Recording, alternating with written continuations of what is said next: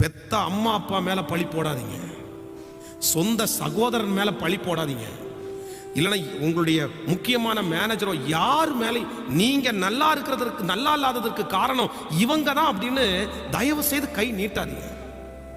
கை நீட்ட நீங்க நல்லா இல்லாததுக்கு காரணம் வேற யாருமே கிடையாது, நம்ம மட்டும்தாங்க காரணம்.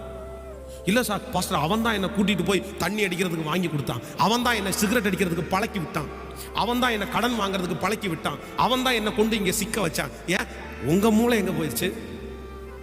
நீங்க எங்க போனீங்க? உங்களுக்கு யோசிக்கவே தெரியாதா? அது தப்புன்னு உங்களுக்கு தெரியாதா? அடுத்தவங்க காரணம்னு சொல்ற வரைக்கும் மன்னிப்பு கேட்கலான்னு கூட உங்களுக்கு வர தோணாது. அதனால கத்திரத்துல சொல்லுங்க. இப்போ நம்ம நெகேமியா தியானிச்சுட்டு இருக்கோம்ல, ஆண்டவரே நானும் என் தகப்பன் வீட்டாரும் பாவம் செய்தோம், நான் தான்ப்பா, என் மிஸ்டேக் தான்ப்பா, என் மிஸ்டேக் தான்ப்பா. ஹல்லேலூயா.